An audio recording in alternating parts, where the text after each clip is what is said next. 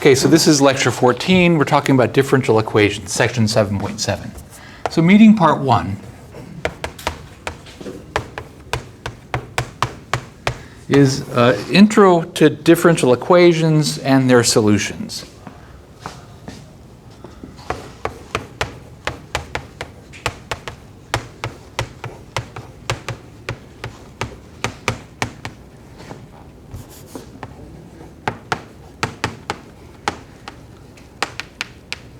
So differential equations, I'm going to abbreviate, it's a common abbreviation, diff EQ, differential equation, and their solutions.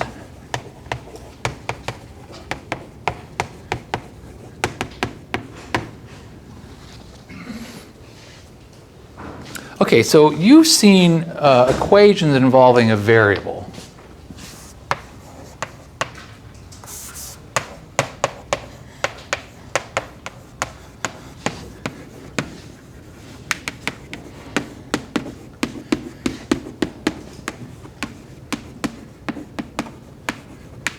So for instance, x squared plus 5x, x squared minus 5x plus 6 equals 0 is an equation involving a variable.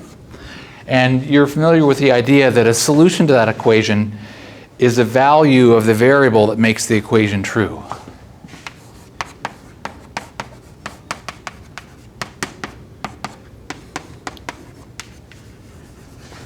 So a solution of this equation is a value of x that makes the equation true.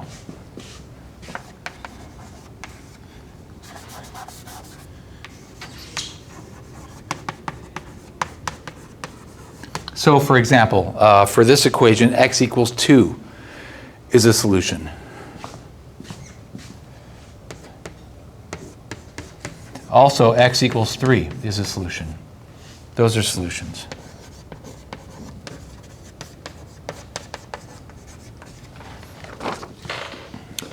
So differential equation is an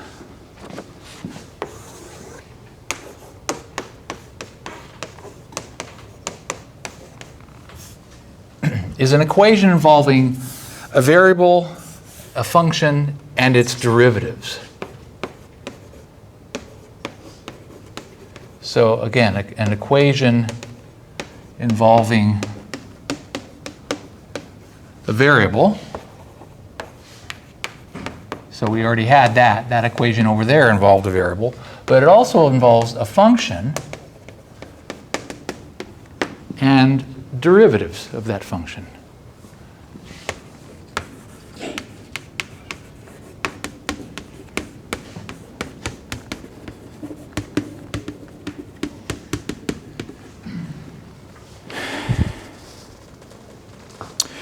So a solution to a differential equation is not a value for the variable. A solution to a differential equation is a function that makes the equation true.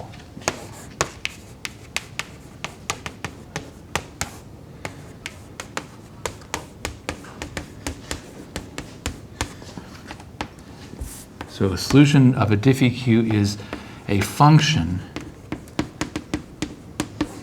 that makes the equation true.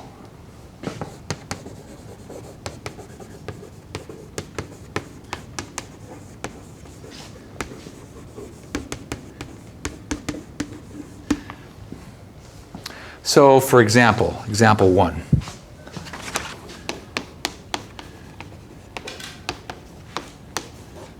We have this diff EQ.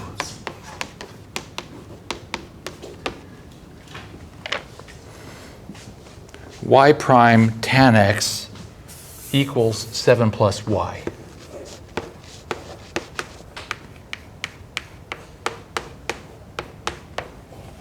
That's an equation, involves a variable, involves a function, which is y, and the derivative of that function, y prime. So here's a question.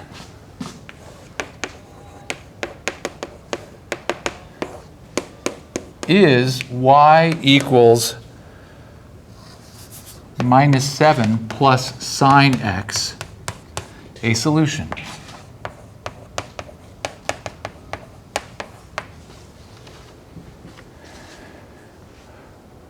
Well, you've been given a differential equation, you've been given a function, your only job is to figure out, is this a solution?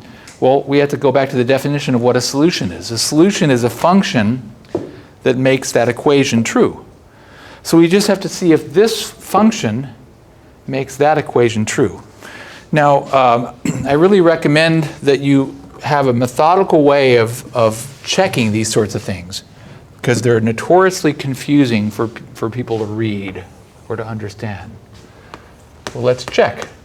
What I'm going to do is I'm going to see what the left side is.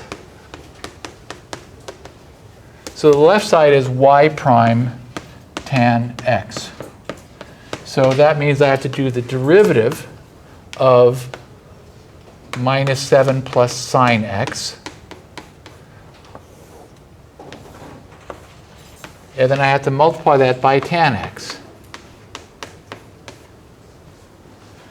Okay, well, the derivative of minus 7 plus sine x is just cos x.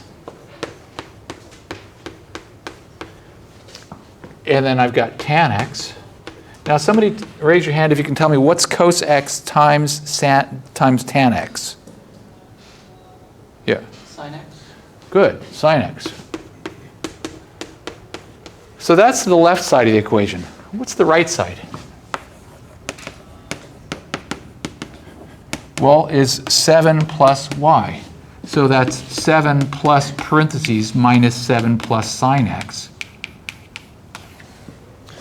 I'm an excellent computer, so this ends up being sine x. Now you got to hit the reader over the head with it. You know, what do we make of this? Well, the left side equals the right side, so the equation's true, so this is a solution. So left side equals the right, so yes, a solution. So again, if you're given a differential equation and you're given a function as a candidate for a solution, all you have to do is just check by substituting in, but you want to do it in a methodical way.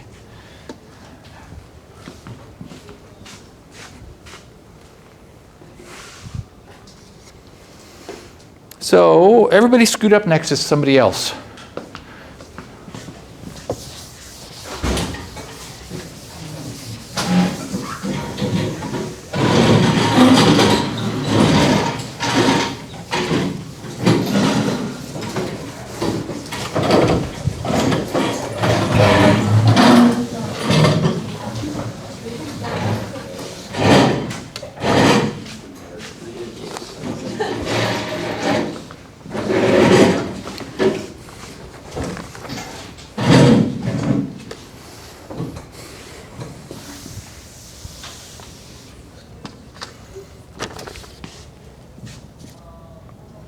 So, drill. A, consider the diff EQ dy dt equals ky, where k is a constant.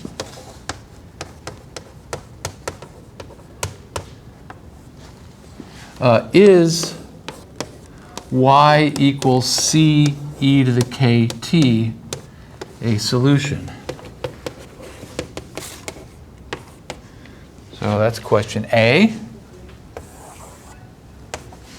In your group, you and your partner can work on that. So question B, consider this differential equation.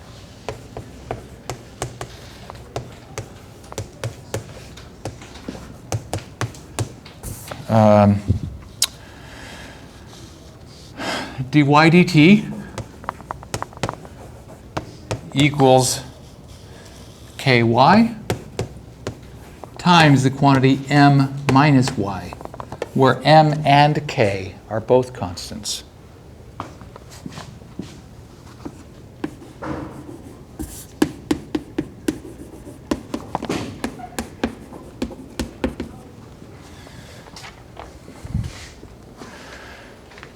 So the question here is y equals Cm over m, or over c plus parentheses m minus c e to the minus, this should say, yeah, e to the minus k m t. Is that a solution?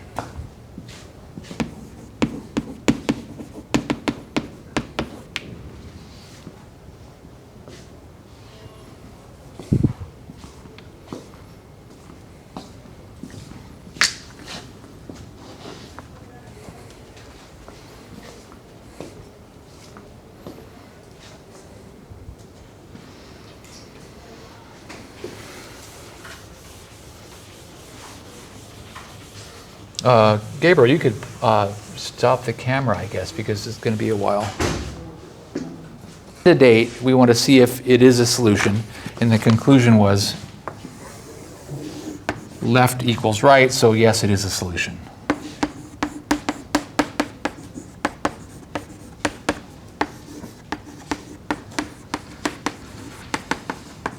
All right, let's do question B. Let's call this differential equation star. So this is question A's solution, question B.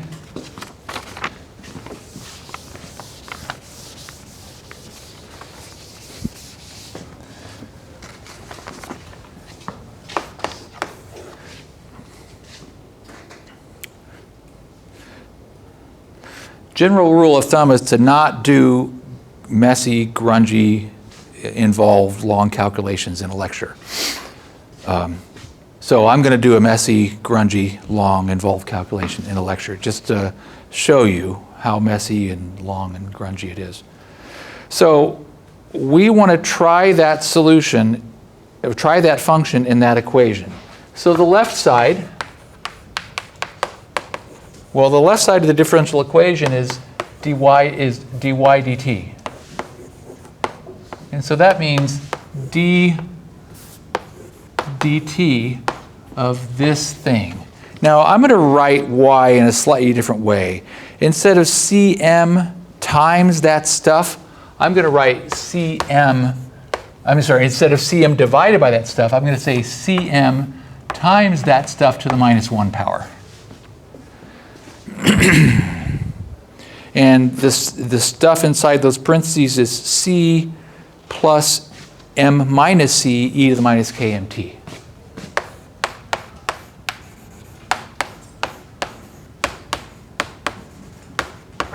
All right, well, we have to do the chain rule. First of all, the cm just slips past that derivative symbol. And then I'm going to have the derivative of that thing in parentheses raised to the negative 1 power. Well, the chain rule says that I take the derivative of the outer function, so minus 1 times parentheses to the minus 2 power. And I'm just going to call all that stuff in the parentheses, I'm just going to make up a very clever name. I'm just going to call that stuff. But then I have to take the derivative of the thing that's inside. The derivative of that stuff, c plus m minus c e to the minus k m t. So this is chain rule. Okay, so stuff to the minus 2 power, that's 1 over stuff squared. So I have cm over stuff squared. And then I have a minus sign out front because I got that minus sign. But then I got to have the derivative of this stuff. Well, let's see. The derivative of c is 0. And then the derivative of this is, well, that's a constant. So that just comes right through. And then the derivative runs up against this, the derivative of e to the minus kmt. Well, that's going to be minus km e to the minus kmt. Everybody follow that? I just took the derivative, and there it is. That's the left side.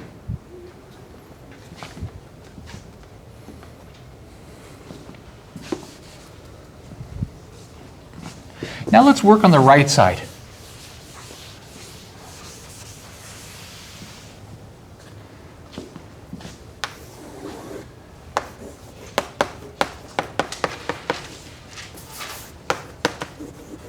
Well, let's see. The right side is k times y times the quantity m minus y.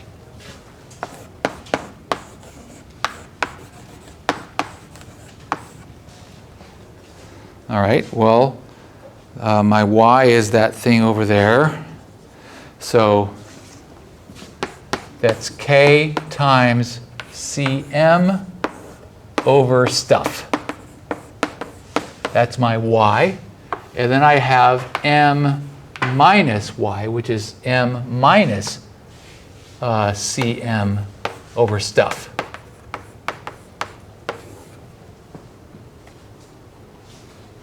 Oh, well, look, those m's, I can factor out an m. So this is going to be k times c times m squared over stuff.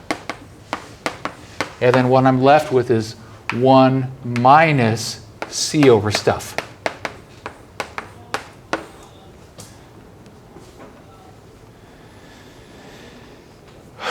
Well, I got to get a common denominator here. 1 minus c over stuff. I got to rewrite this as stuff over stuff. So k times c times m squared, that's all over stuff. And then when I get a common denominator, I have stuff over stuff minus c over stuff. So I get stuff minus c all over stuff.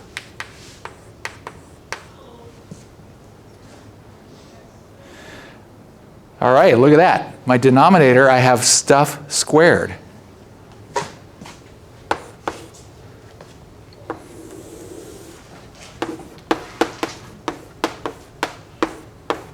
What do I have going on in the numerator? I have k times c times m squared.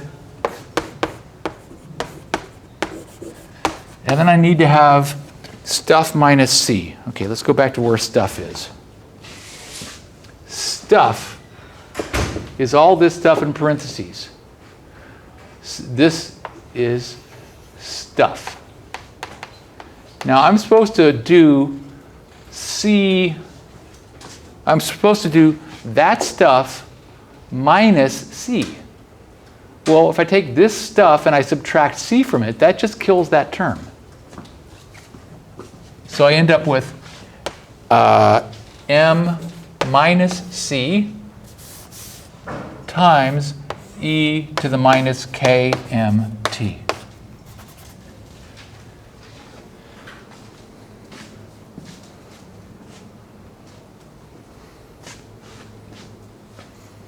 Check it out. This minus and this minus get together and they have a minus party. You're all invited. So I get c m squared m minus c e to the minus kmt over stuff squared. Here, that's the left side of the equation. The right side of the equation is the same thing. So left side equals right side, so our conclusion is that is a solution.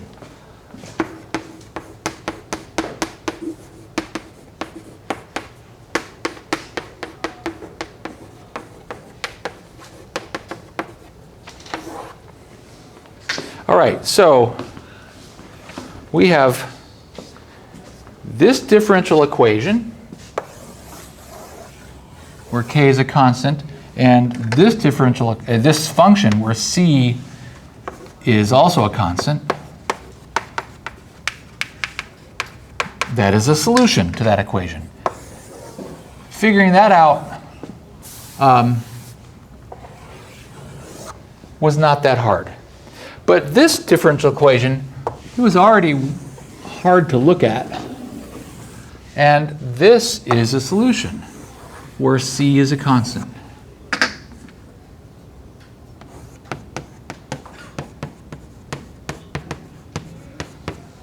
So you see that the idea of what it means to be a solution of a differential equation is a little bit more complicated than the idea of what it means to be just the solution of an equation. And also verifying that something is a solution to a differential equation, that can be a piece of work. It can be a ton of work. here, I mean, I gave you the differential equation, I gave you the function, and it just said, is this a solution? You just have to carefully assemble all these pieces. Be clear about it. Be clear about when you're working on the left side versus when you're working on the right side, and then be clear about the conclusion. So there's a genre of problems that doesn't appear in our book, but I like them. Here's a differential equation. Here's a function. Is this function a solution? Figure it out. So I'll give you some of those in recitation on Tuesday. So the thing is, you don't have to go looking to find a function. I give you the function. You just have to know what it means to check.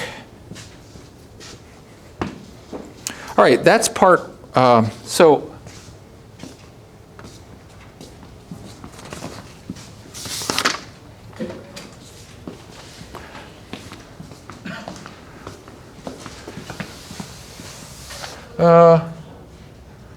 going to leave this. No, I'm going to erase this. So a natural question is, where do these solutions come from?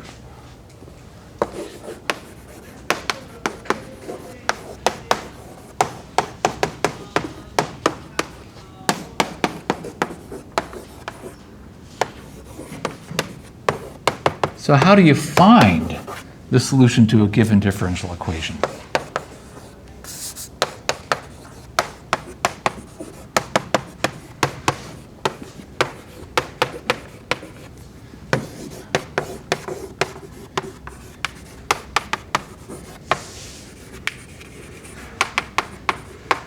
Well, the answer to that is it's complicated. I mean, there is a branch of mathematics called differential equations because it's, in general, can be a really tough problem. And I mean, there are lots of tough problems, and generally I just avoid the tough problems, but differential equations come up all the time, and so we want to know how to solve them. How do you find a solution to a differential equation? So again, in general, it can be a really tough problem.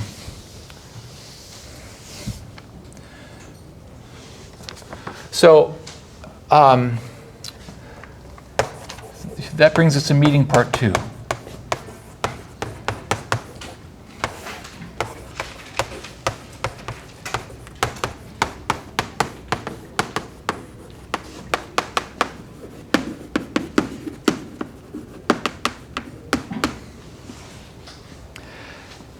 Sometimes differential equations can be written in a form where you can separate out the stuff involving y from the stuff involving x.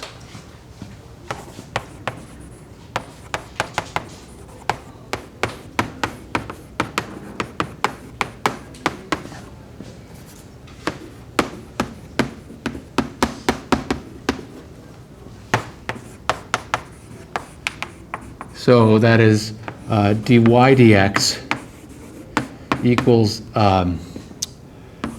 f of x, g of y.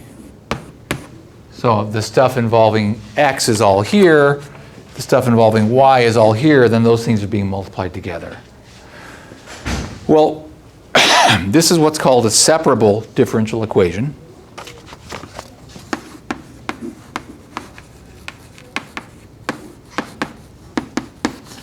So when differential equations are separable, they can often be solved by the technique that I'm going to show you.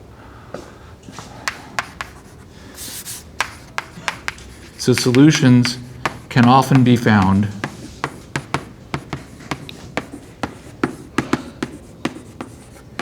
as follows. So the first thing I'm going to do is I'm going to take that differential equation and I'm going to divide both sides by gy.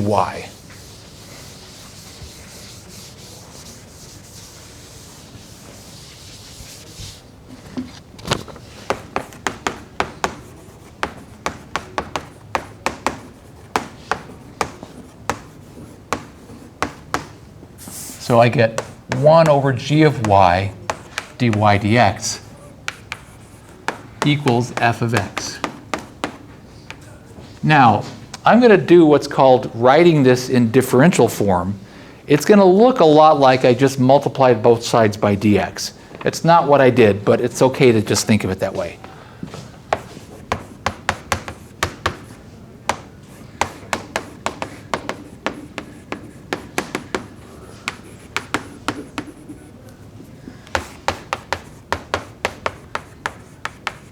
So this looks like I divided or multiplied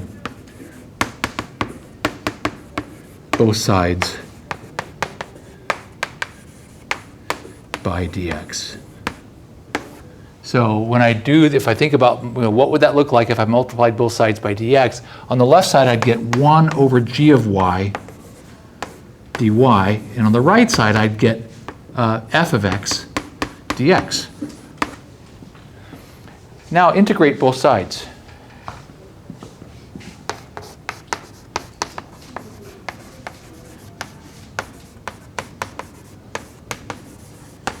So the integral of 1 over g of y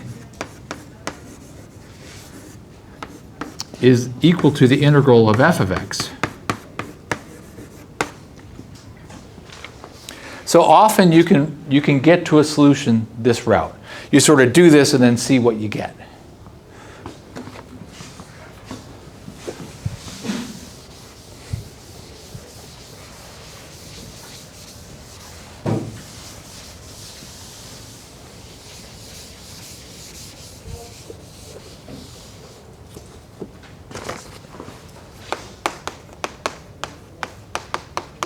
So this often leads to a solution. So example 2.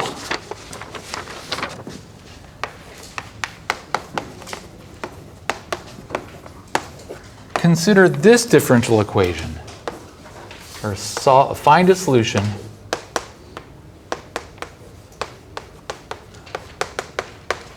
to the diff EQ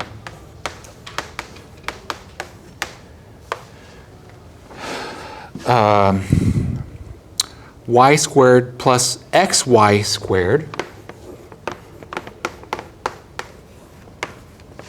times y prime equals 1.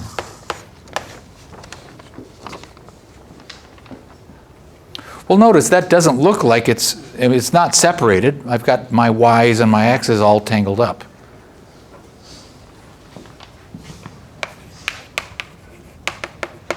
So let's try to write this in separable form, or separated form.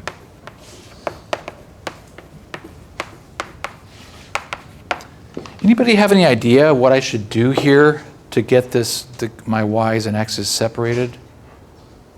Got 2 hands up. Mary? You want to put y prime to the other side? I could, but then it'd be on the bottom. I kind of want to leave it on top. That's dy dx. So I don't want to do that. Marcy, what's your idea? Factor out y squared. Factor out of y squared.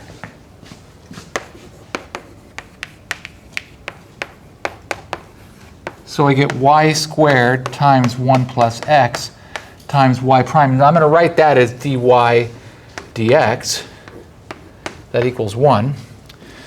So now I'm going to divide both sides by 1 plus x, and then I'm going to do that thing where it looks like I'm multiplying both sides by dx. I get y squared dy equals 1 over 1 plus x dx. So then I integrate.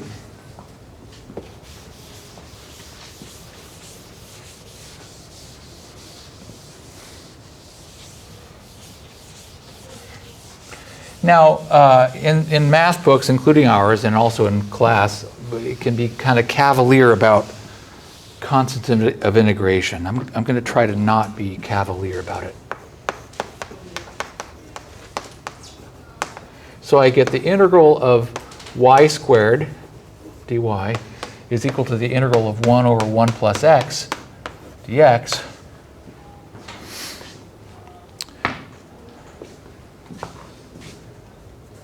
So this is going to be y cubed over 3 plus c. This is going to be ln of absolute value 1 plus x oh, I can't do plus C because I've already got a C. I'm going to call this one C1 and this one C2. C1 and C2 could be any real number.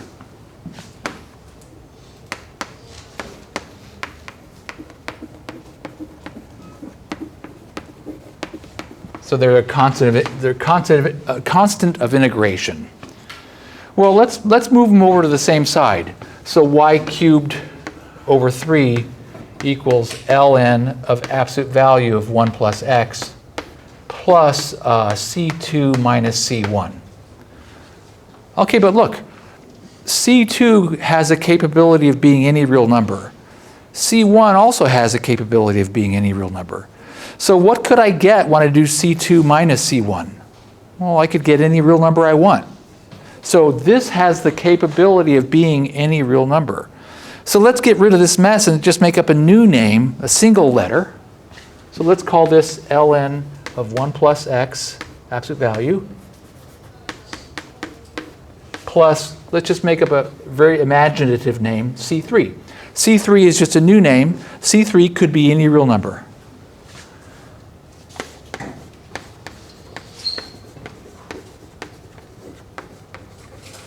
Now in the book, when they do something like this, they just put the constant of integration on one side. And that's why, because it just turns out it behaves the same as if you just put a constant on one side.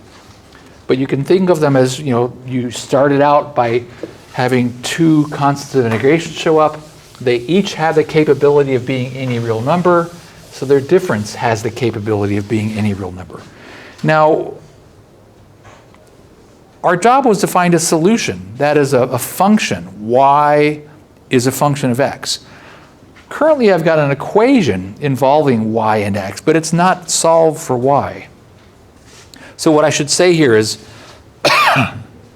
solve for y. So I get y cubed equals 3 ln of absolute value of 1 plus x plus c2, plus c3.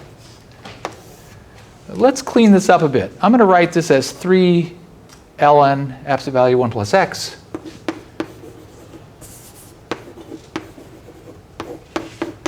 and I'm going to distribute that 3 over to here, 3c3. Oh, but look at that. c3 can be any real number. It could be a billion, it could be minus 17, it could be pi. So 3c3 could also be any real number. Any real number you want is possible, because c3 could be anything you want, and then multiply it by 3, you could still get anything you want. So let's clean this up a bit. Let's just make up a new name. Instead of having to drag around 3c3, let's just say c4. So 3 ln of 1 plus x plus c4. c4 could be any real number.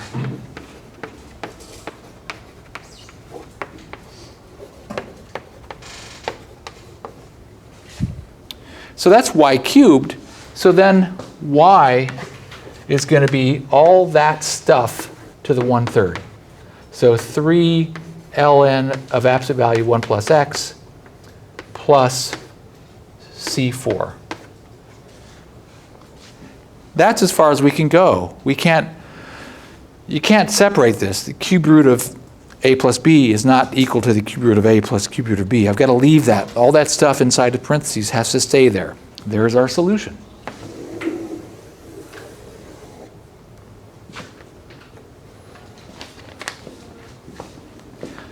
So that's question A. Question B is,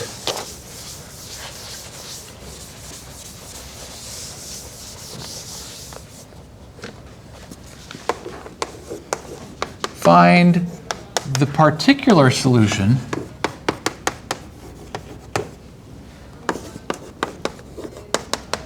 to the diff EQ, to that same diff EQ,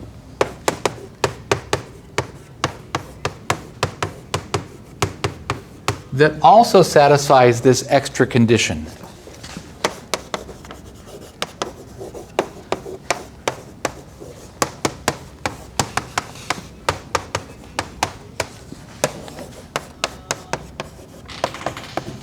And the extra condition is y of 0 equals 5. This is what's called an initial condition, because x equals 0 is like the initial value of x.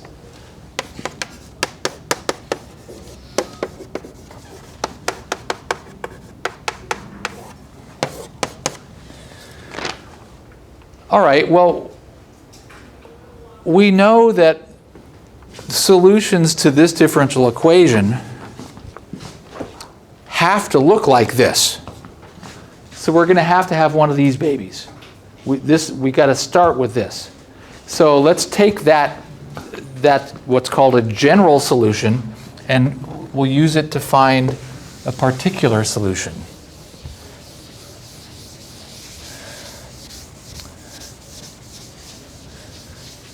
So maybe I should have written over here by this solution that this is the general solution.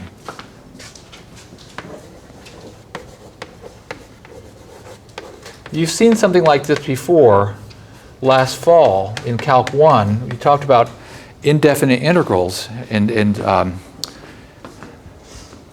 or antiderivatives, the general antiderivative versus the particular antiderivative. The general antiderivative has the constant of integration. A particular antiderivative doesn't. Okay, well, let's turn this around. 5 equals y of 0. So 5 equals y of 0.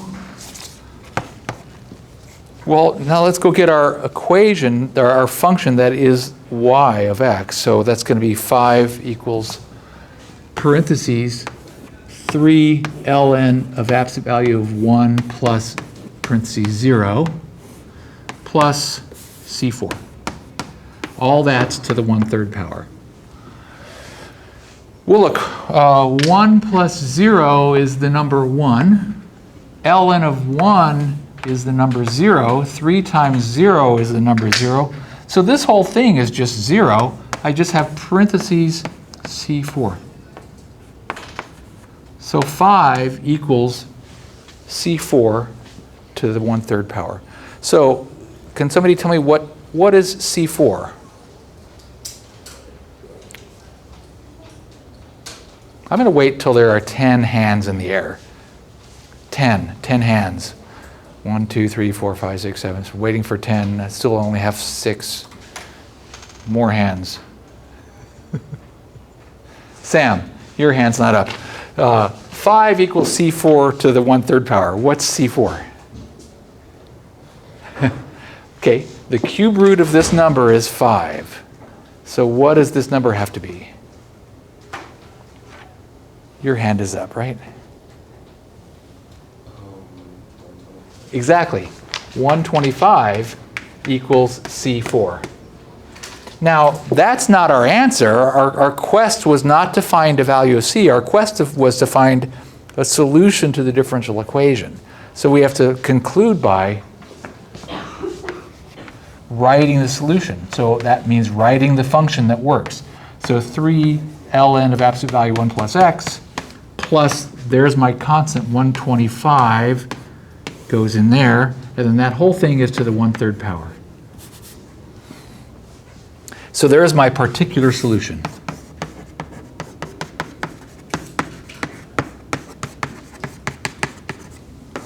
So general solution over there, I had an undetermined constant somewhere inside of it. Particular solution here.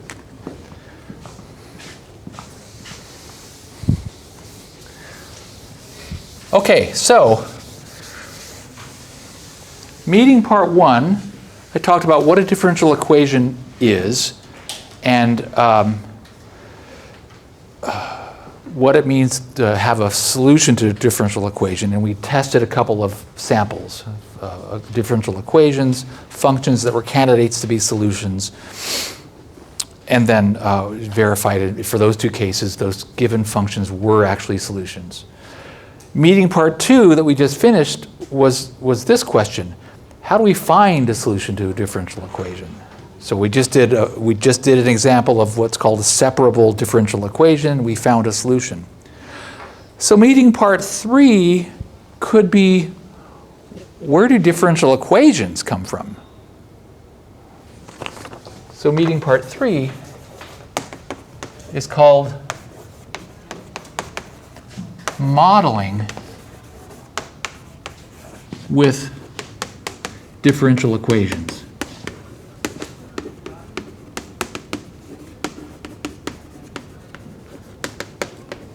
Remember, modeling refers to describing something that happens in the real world with math. So it turns out when you describe something that happens in the real world with math, if it involves rates of change, it's going to involve a differential equation. Okay, so review.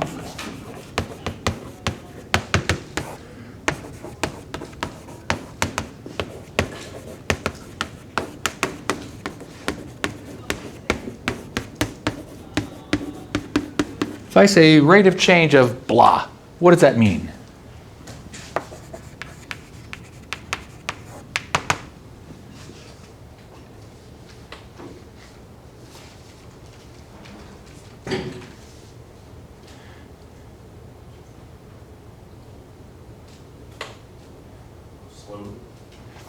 And you're starting to say something else. I said I don't know. Oh, okay. Well, how do we get slope? Change in x, or just a difference between two. More highbrow than that, Andrew? Yeah, exactly. The derivative, when I say the rate of change of blah, what this means is d dt of blah.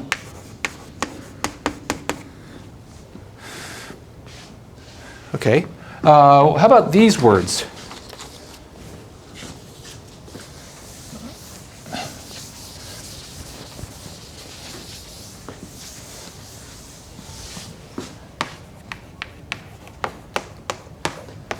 Blah is proportional to ugh.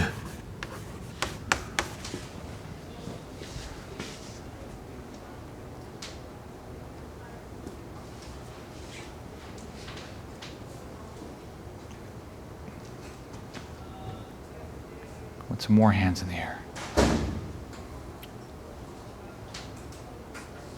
Blah is proportional to ugh. Yeah. Blah equals like some factor times. Exactly. Blah equals k times ugh, where k is some number. How about these words? Blah is inversely proportional to ugh.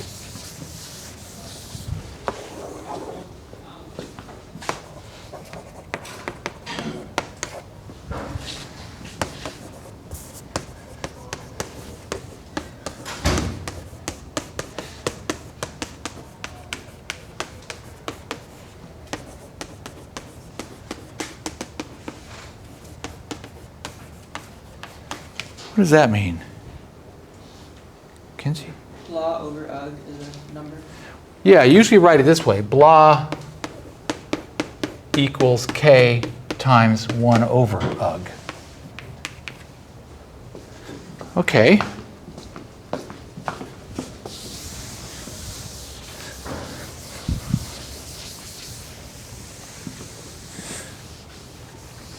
Now,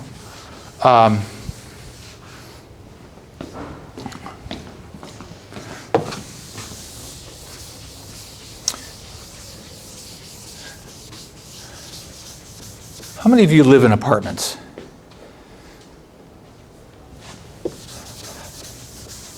How many of you have kitchens that are spotless right now? Okay, nobody. So in your kitchen right now is some bacteria growing. And every couple of hours, every one of those bacteria cells divides. So every hour you got some more cells. How many more? Well, depends how many you started with. If you had 1 billion, and in a couple of hours they've all divided, then you've got 2 billion. So the rate of change of y is proportional to y. Look at this stuff we've been talking about. If I say these words, the rate of change of the population of the bacteria in Mary's kitchen is proportional to the population of the bacteria. How do you model that in mathematics? Well, the rate of change of y, that's dy dt, is proportional to y, that's this, equals ky. Okay, so if you have a situation in the real world where you have identified something where the rate of change of that thing is proportional to that thing, you model that with a differential equation. That's where a differential equation comes from. This has solutions we've already discussed. So this is a diff EQ, and this has solution y equals CE to the KT, exponential growth. So while we're all sitting here, the bacteria in Mary's kitchen is growing exponentially. So that's our first example of, again, the question was, we've talked about where do solutions of given differential equations come from, and then where do differential equations come from? They come from modeling. So here's an exponential, this is exponential growth. So that's a famous, so we saw this earlier in the hour. That's a famous differential equation and its solution. The book describes how you get this solution. The earlier example, that god-awful, ugly equation that I spent a long time showing you that some particular function was in fact a solution, turns out that's also a famous differential equation. We're going to talk about that on Friday. I'm going to stop there and hand back your quizzes. Thank you all.